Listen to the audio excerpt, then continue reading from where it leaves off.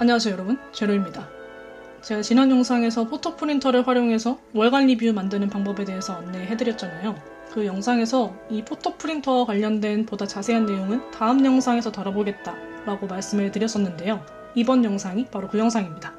이번 영상에서는 총 4가지의 정보를 정리해보려고 하는데요. 첫 번째는 제가 왜 포토 프린터를 구매하게 되었는지, 그리고 두 번째는 어떤 모델들 사이에서 고민을 했었고 최종적으로 어떤 모델을 선택했는지, 그리고 세 번째는 어디에서 얼마를 주고 구매했는지, 네 번째는 이 포토 프린터를 활용해서 어떤 기록들을 남길 수 있는지, 이런 자세한 정보들을 정리해보려고 하니까요. 평소에 포토 프린터에 관심이 있으셨던 분들은 이번 영상을 잘 보시면 도움이 좀 될 것 같아요. 우선 저 같은 경우에는 지난 영상에서도 설명을 해드리긴 했었는데 사진이 있으면 확실히 기록할 수 있는 것들이 많아질 것 같다는 생각을 계속 하기는 했었거든요. 그래서 저는 포토 프린터를 구매하기 전에도 근처 도서관이나 프린터 카페에 방문해가지고 사진을 출력해서 기록을 하고는 있었어요. 근데 이게 그렇게 출력을 하면 비용적인 측면에서 봤을 때는 훨씬 더 이득이기는 하거든요. A4 용지 한 장에 적어도 30장 이상의 사진은 출력할 수 있으니까요. 그런데 그렇게 되면 가장 큰 문제점이 제가 기록을 하고 싶다라고 느끼는 그 시점이랑 실제 기록을 하게 되는 이 시점, 이 두 시점 사이의 딜레이가 너무 심한 거예요. 그러니까 예를 들어서 제가 하루에 한 장의 사진을 찍어서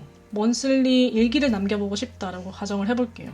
일반적으로 한 달이 30일 정도라고 하면 이 포토 프린터 같은 경우에는 사진 사이즈에 따라서 조금씩 차이는 있겠지만 한 4분할, 8분할, 6분할 이렇게 나눠서 출력을 할 수 있단 말이에요. 그러니까 최소 4일, 6일, 8일 이 시점으로 기록을 할 수 있는 거죠. 근데 A4 용지는 여러분 생각보다 그게 되게 크단 말이에요. 그래서 일반적인 우리가 다이어리 쓸 때 보는 그 먼슬리 페이지 있잖아요. 그 사이즈를 기준으로 출력을 한다고 했을 때 15장에서 30장을 모아도 이게 A4 용지의 반을 넘을까 말까 이렇단 말이에요. 그러니까 제가 3월 1일에 기록을 시작해봐야 되겠다라고 결심을 했다고 했을 때 실제 기록을 남기게 되는 시점은 적어도 15일 뒤, 길게는 한 달 뒤 이렇게 너무 지연이 돼버리는 거죠. 그러니까 포토 프린터가 있으면 확실히 이 두 시점 사이의 지연은 최소한으로 줄일 수 있겠구나라는 생각을 해서 저는 포토 프린트를 결국에는 구매를 하게 되었고요. 아마 많은 분들이 궁금하실 거라고 생각이 되는 건 왜 샤오미의 포토 프린터를 구매하게 되었느냐 이게 아닐까 싶어요. 왜냐면 포토 프린터 모델이 생각보다 되게 많거든요. 캐논에서도 나오고 코닥에서도 나오고 샤오미에서도 나오고 그 다음에 HP 거기에서도 나오고. 근데 저는 처음에는 이 샤오미 모델을 구매할 생각이 아예 없었어요. 왜냐면은 저는 샤오미에서 포토 프린터가 나왔다는 사실조차 모르고 있었고 처음에는 캐논이랑 코닥 제품 두 가지 사이에서 고민을 하다가 제가 캐논의 인스픽 모델을 결제까지 했었거든요. 근데 마지막에 취소를 하고서 조금 더 찾아보고 결정을 해야겠다라고 생각을 하던 찰나에 이썸님의 영상을 보게 된 거예요. 근데 그 이썸님이 비교하신 3가지 모델이 제가 구매한 샤오미의 포토 프린트, 그리고 캐논 제품 하나, 그리고 코닥 제품 하나 이렇게 3가지 제품의 비교 대조를 하셨는데 마침 그 영상에 나온 3가지 제품이 이 샤오미의 포토 프린터를 제외하고는 다 제가 고민을 하던 제품이었던 거예요. 그래서 이 영상을 보고서 마지막으로 검토를 하고 결정을 해야겠다라고 생각을 하고 있었는데 그 이썸님이 정리하신 영상에서 최종적인 결론이 뭐였냐면 샤오미의 가격적인 우위는 뚜렷한데 이게 캐논이나 코닥 제품에 비해서 화질적인 측면에서는 차이가 크게 없다. 그러니까 가격은 이게 저렴한데 화질은 비슷비슷하다. 이거였던 거죠. 그래서 갑자기 그때부터 샤오미에도 포토 프린터가 있었구나. 이건 도대체 얼마 할까? 이런 정보를 좀 찾아보기 시작했었고요. 저는 이 샤오미 제품을 알리익스프레스에서 구매했거든요. 해외 직구로. 찾아보시면 아시겠지만 쿠팡에서도 로켓 배송으로 팔고 있고요. 로켓 직구 상품도 있고 또 네이버 스마트 스토어에서 진짜인지는 모르겠지만 그 샤오미 스마트 스토어가 있더라고요. 거기에서도 구매하실 수 있어요. 근데 제가 왜 굳이 귀찮게 오래 걸리는 해외 직구를 했냐? 가격적인 측면이 메리트가 가장 있었기 때문입니다. 이게 국내에서 판매되는 제품을 구매하시면 이 본체 하나에 한 7만원, 8만원 이 정도에 판매되는 걸 구매하셔야 될 거예요. 근데 판매처에 따라서 조금씩 차이가 있긴 하겠지만 저는 이 제품을 본체를 한 55,000원? 이 정도에 구매를 했고 인화지를 저는 처음에 100장 샀거든요. 근데 이게 본체 가격의 차이도 큰데 인화지 가격 차이도 되게 커요. 국내랑 해외 직구 상품이. 그래서 저는 최종적으로 이 케이스도 따로 산 거고 샤오미 포토 프린터 본체, 인화지 100장 이 세 가지 상품을 샀을 때 최종적으로 한 10만 5천 원 정도 지출을 했단 말이에요. 근데 만약에 이걸 제가 국내에서 판매되는 걸로 샀다고 하면 그래도 한 13만 원, 15만 원? 이 정도는 지출을 생각했었어야 될 거예요. 근데 그렇게 돼버리면 이게 캐논 제품을 구매하는 거랑 샤오미 제품을 구매하는 거랑 차이가 별로 없단 말이죠. 그래서 저는 사실 가격적인 차이가 별로 없었으면 그냥 캐논 제품을 구매했을 확률이 더 컸을 것 같고요. 이 샤오미 제품을 구매하게 된 가장 큰 메리트는 가격적인 우위성, 그러니까 가격적으로 저렴하니까 이 제품을 최종적으로 선택을 하게 된 건데 포토 프린터를 검색하셨던 분들이라면 아시겠지만 이 포토 프린터가 크게 두 가지 종류로 나눠져요. 하나는 염료 승화 방식이고 다른 하나는 이 샤오미 포토 프린터처럼 징크 방식인데 염료 승화는 이 화질이 조금 더 좋다고 하더라고요. 그래서 포토 앨범 만들 목적으로 포토 프린터를 찾고 계신다 하시는 분들은 보통 염료 승화 방식을 구매하게 되시는 것 같고요. 근데 저처럼 다이어리 기록 용도로 구매하시는 분들은 징크 방식 사용하시는 분들이 많은 것 같더라고요. 근데 저는 징크 방식을 사게 된 가장 큰 이유는 이 인화지 때문이었어요. 징크 방식은 뭐 다 그런지는 모르겠는데 제가 조사한 브랜드들은 이 징크 방식 인화지가 다 스티커 용지로 나오더라고요. 염료 승화 방식은 일반적인 우리 사진 아시죠? 그 반딱반딱한 커팅된 재질. 그걸로 출력이 되어서 이걸 어딘가에 부착시키려고 하면 뒷면에 접착제를 다 발라줘야 되거든요. 풀이든 뭐 풀테이프든 이런 것들. 근데 이 징크 종이는 이 뒷면이 다 스티커여서 그냥 출력을 하고 내가 원하는 사이즈로 오린 다음에 이 스티커 뒷면 종이를 떼가지고 붙이면 그냥 그게 단 거예요.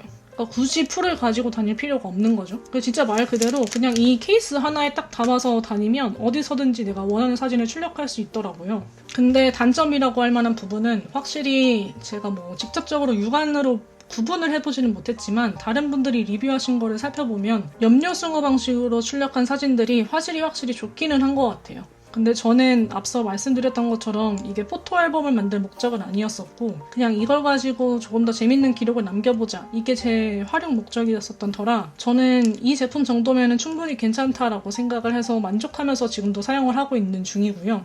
그리고 제가 그 염료 승화 방식을 안 샀던 가장 큰 이유 중에 하나는 이 크기 때문이었어요.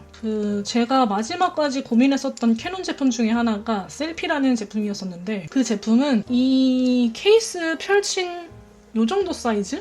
그러니까 최소 이거의 2배 또는 높이까지 감안하면 한 4배 정도가 되는 거죠. 그러니까 물론 나는 집에서만 그 포토 프린터를 사용할 거야 라고 생각하시는 분들은 아무런 지장이 없으실 텐데 저는 가능하면 여행 다닐 때도 이 녀석을 챙겨가고 싶었고 뭐 집 앞 카페에 갈 때 친구들을 만날 때 종종 포토 프린터를 같이 데리고 나가서 쓰고 싶다는 생각을 하고 있었던 상황이어서 그래서 최대한 컴팩트한 사이즈로 구매를 하자라는 생각을 계속 하고 있었고요. 저는 이 사이즈가 그냥 딱 좋은 것 같아요. 제 손바닥이랑 비교했을 때도 조금 작거든요. 뭐 두께는 있기는 한데 보신 것처럼 그냥 샤오미 본체 제 충전 케이블을 잠깐 빼놨는데 샤오미 본체랑 인화지 이렇게 딱 들고 다니기 좋은 사이즈여가지고 그래서 저는 제 주변에도 이 제품 되게 추천하고 있어요. 그리고 나서 가장 중요한 건 이렇게 구매를 했다면 잘 써야 되잖아요. 저는 포토 프린터를 구매한 다음에 어떻게 기록을 하고 있냐면 이걸 하나씩 보여드리면서 설명을 해드릴게요. 우선 제가 기록하고 있는 블랙 저널 다이어리를 먼저 봐보자면 말이죠. 아시는 분들 아시겠지만 제가 책과 관련된 내용은 다 노션에서 정리하고 있거든요. 노션에서 정리되는 책들은 어떤 책이냐? 이 책을 읽고서 제가 수집하고 싶은 문장들이 있으면 그 내용들을 다 노션에 정리하고 있어요. 그러다 보니 제가 실제로는 한 30권의 책을 읽었는데 그 노션에 정리된 책들이 한 25권, 24권 이럴 때가 종종 있단 말이에요. 그래서 내가 한 해에 몇 권의 책을 읽었지? 뭐 어떤 책들을 주로 읽었지? 이걸 보는데 데이터가 좀 부정확한 것들이 많은 것 같아서 이번에는 포토 프린터를 구매하고 올해부터 이렇게 책 표지를 출력한 다음에 하나하나씩 독서 리스트를 정리를 하고 있고요. 그래서 이 책 표지 사이즈 같은 경우에는 아까 보셨던 샤오미 인화지 있죠? 그 인화지에 4장의 사진을 붙여가지고 4분할로 나눠서 출력을 하면 딱 이 정도 사이즈가 나와요. 뭔가 책 표지나 영화 포스터 출력하기에 좋은 사이즈죠. 그래서 저는 지금까지는 7권의 책을 읽었는데 이렇게 하나하나씩 책 표지를 붙이다 보니 이거를 좀 빨리 붙이고 싶어서 책을 더 읽게 되는 효과도 있는 것 같더라고요. 아이들 같은 경우에 이 독서 습관 길러주고 싶으신 부모님들 많으시잖아요. 이렇게 집에 큰 전지나 뭐 어떤 공책 같은 데에다가 아이들이 읽는 책 리스트 이런 식으로 정리해봐도 좋을 것 같고요. 뭐 독서가 취미신 분들 이렇게 한번 정리해보셔도 좋을 것 같아요. 그리고 요거는 제가 영상물, 영화, 드라마 뭐 이런 것들을 보고 나서 간략한 후기를 남기는 페이지인데 여기 보시는 것처럼 지금까지는 총 3개의 시리즈물을 관람했고요. 왼쪽 편에는 제가 시청한 영화나 드라마의 포스터를 출력해서 붙이고 있고 어떤 채널에서 시청했는지, 제목이 뭔지, 별점은 몇 점인지, 그리고 간략한 후기는 무엇인지 이렇게 하나하나씩 정리를 하고 있는데 제 취향 기록 좋아하시는 분들이 많으시던데 이것도 어떻게 보면 제 취향을 알아가는 과정 중에 하나인 것 같더라고요. 그래서 독서 좋아하시는 분들은 앞서 보셨던 독서 리스트 정리해보시면 좋을 것 같고 영화 좋아하시는 분들은 이렇게 관람 리스트, 요즘 그 포토 티켓 모으시는 분들도 많으시잖아요. 그런 것처럼 이렇게 포토 프린터 활용해서 기록을 남겨보시는 것도 좋을 것 같아요. 제가 지난 영상에서 소개해드렸던 월간 리뷰도 이렇게 사진을 활용해서 남길 수 있고요.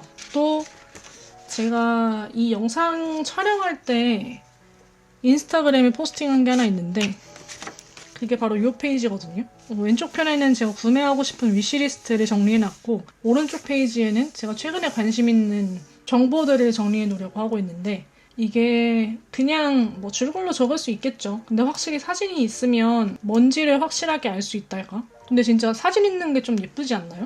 그리고 또 분권화가 되어 있는 노트 중에는 이렇게 2개의 노트가 있는데요. 첫 번째는 제가 문장 수집할 때 기록하는 노트이고 나머지 하나는 제 등산일지예요.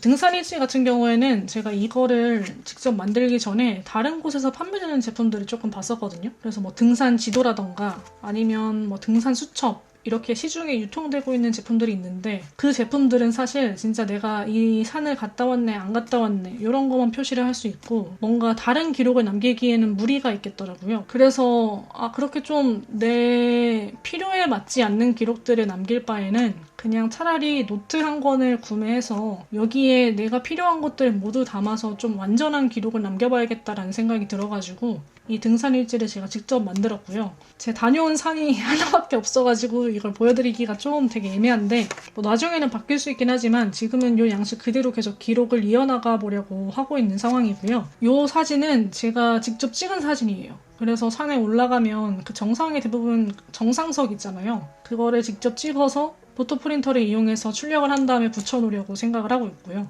산의 명칭이 무엇인지, 언제 갔다 왔는지, 그리고 이 산을 다녀온 후기 이런 것들을 정리해보려고 합니다. 그리고 제가 제일 좋아하는 노트는 이 문장 수집 노트예요. 제가 작년까지만 해도 매일매일 작성하는 캔버드 다이어리 한 켠에 그 당일자에 제가 수집했었던 문장을 하나하나씩 기록해놨었거든요. 근데 이게 나중에 보다 보니까 그냥 내가 좋아하는 문장들이 한 곳에만 있었으면 좋겠다라는 생각이 들어가지고 올해 처음으로 문장 수집 노트를 따로 분권화를 해서 빼놨고요. 보시면 여기에는 제가 책을 읽으면서 수집한 문장들 그리고 뭐 영화, 드라마, 유튜브를 보면서 수집한 문장들 이 모든 문장들이 다 이 책 한 권에 정리가 되어 있고 책에서 수집한 문장은 책 표지 그리고 책에 관련된 정보 요 노란색 점 뒤에 적힌 것들은 이 책에 있는 문장이고요. 살짝 얇은 펜으로 기재되어 있는 요 부분이 제 생각이에요. 그래서 보시면 뭐가 되게 많죠?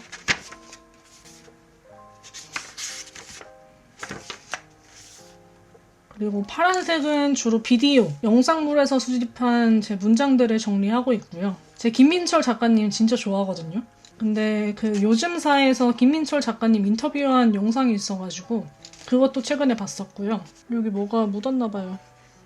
근데 소중한 문장 노트에 이게 그냥 저 같은 경우에는 영상 같은 경우에는 이렇게 드라마 포스터를 출력할 때가 있고 유튜브는 보통 썸네일 이미지를 이제 다운로드 받아가지고 그걸 출력하고 있거든요. 근데 이렇게 그냥 제목만 적는 거에 비해서 썸네일이 확실히 있으면 이게 어떤 채널에서 본 건지 그리고 대략적으로 어떤 내용이었는지 이런 거를 상상하는 게 조금 더 쉬워지는 느낌이 들어가지고 저는 이 방법을 계속 유지해서 문장 수집 노트도 기록을 남겨보려고 하고 있어요. 이거는 아직 인스타그램에도 제가 소개를 하지 않은 기록 방법이어가지고 제 인스타그램 계정만 팔로우하고 있으신 분들은 이 노트에 대한 존재를 모르고 계실 수도 있거든요.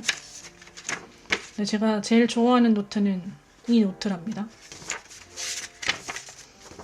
자, 그래서 이번 영상에서는 앞서 말씀드렸었던 것처럼 포토 프린터 구매에 관련된 보다 자세한 내용들, 그리고 이 포토 프린터를 활용해서 어떤 기록들을 남길 수 있는지를 정리해봤고요. 이번 영상은 여기까지입니다. 오늘 영상이 기록에 도움이 되셨다면 구독과 좋아요 눌러주시고요. 전 다음 영상으로 또 찾아올게요. 그럼 안녕.